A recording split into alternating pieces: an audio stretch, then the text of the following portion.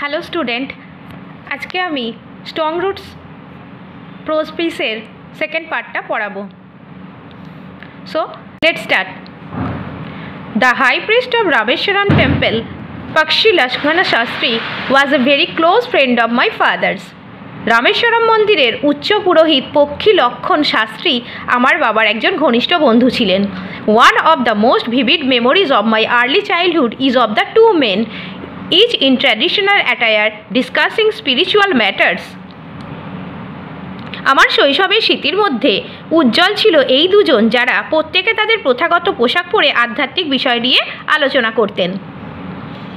When I was old enough to ask question, যখন আমার প্রশ্ন করার মতো যথেষ্ট বয়স হলো, I asked my father about the relevance of prayer. আমি আমার বাবাকে জিজ্ঞাসা করেছিলাম প্রার্থনার যৌক্তিকতা নিয়ে। My father told me there was nothing mysterious about prayer. আমার বাবা বলেছিলেন প্রার্থনার মধ্যে কোনো রহস্যময়তা নেই। Rather, prayer made possible a communion of the spirit between people.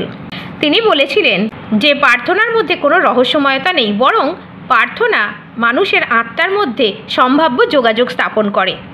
When you pray, he said, you transcend your body and become a part of the cosmos, which knows no division of wealth, age, caste or creed. যখন তুমি প্রার্থনা করবে, তিনি বললেন, তুমি তোমার শরীর অতিক্রম করবে এবং বিশ্বজগতের একটি অংশ হয়ে উঠবে, যেখানে সম্পদ, বয়স, জাত ও ধর্মের কোনো ভেদাভেদ থাকে না। My father could convey complex spiritual concept in very simple down to earth Tamil. আমার বাবা জটিল আধ্যাত্মিক বিষয়গুলোকে খুব সহজ সরল তামিল বোধগম্য ভাষায় তুলে ধরতেন। He once told me, তিনি একদা আমাকে বলেছিলেন, in his own time, in his own place, in what he really is, and in the stage he has reached, good or bad, every human being is a specific element within the whole of the manifest divine being. তিনি একদা আমাকে বলেছিলেন তার নিজের সময়ে, তার নিজের স্থানে সে সত্যিকারের যা এবং যে স্তরে সে পৌঁছেছে, ভালো বা মন্দ, প্রত্যেক মনুষ্য সত্তাই সমগ্র ঐশ্বরিক সত্তার একটি অংশবিশেষ। So why be afraid of difficulties, sufferings and problem? সুতরাং কঠিন সময়ে, দুর্ভোগের সময়ে এবং সমস্যায় ভয় কিসের? When troubles come, যখন সমস্যা আসে, try to understand the relevance of your sufferings. তুমি চেষ্টা করবে তোমার দুর্ভোগের কারণটা খোঁজার। Adversity always presents opportunities for introspection. দুঃসময় সবসময় আত্মবিশ্লেষণের সুযোগ করে দেয়। Why don't you say this to the people who come to you for help and advice? I asked my father. তুমি কেন এগুলি যে সমস্ত লোকেরা তোমার কাছে সাহায্য এবং উপদেশের জন্য আসে তাদেরকে বলো না? আমি আমার বাবাকে জিজ্ঞাসা করলাম। He put his hand on my shoulders and looked straight into my eyes. তিনি আমার কাঁধের ওপর তার হাত রাখলেন এবং সোজা আমার চোখের দিকে তাকিয়েছিলেন। For quite some time he said nothing. কিছু সময়ের জন্য তিনি কিছু বলেননি, as if he was judging my capacity to comprehend his words. যেন মনে হচ্ছে তিনি আমাকে পরীক্ষা করছেন আমার তার কথাগুলো বোঝার ক্ষমতা আছে কিনা। Then he answered in a low deep voice. তারপর তিনি উত্তর দিয়েছিলেন একটা গুরুগম্ভীর নিচু স্বরে। His answer filled me with a strange energy and enthusiasm. তার উত্তর আমাকে এক অদ্ভুত জীবনী শক্তি এবং উদ্দীপনায় ভরিয়ে দিয়েছিল। Whenever human beings find themselves alone, যখন মনুষ্য নিজেদেরকে একা মনে করে, অ্যাজ এ ন্যাচারাল রিয়াকশন, স্বাভাবিক প্রতিক্রিয়াবশত, they start looking for company, তারা সঙ্গীর খোঁজ করে। Whenever they are in trouble, যখন তারা সমস্যায় পড়ে, they look for someone to help them, তারা সেই মানুষের খোঁজ করে যে তাকে সাহায্য করবে। Whenever they reach an impasse, they look to someone to show them the way out.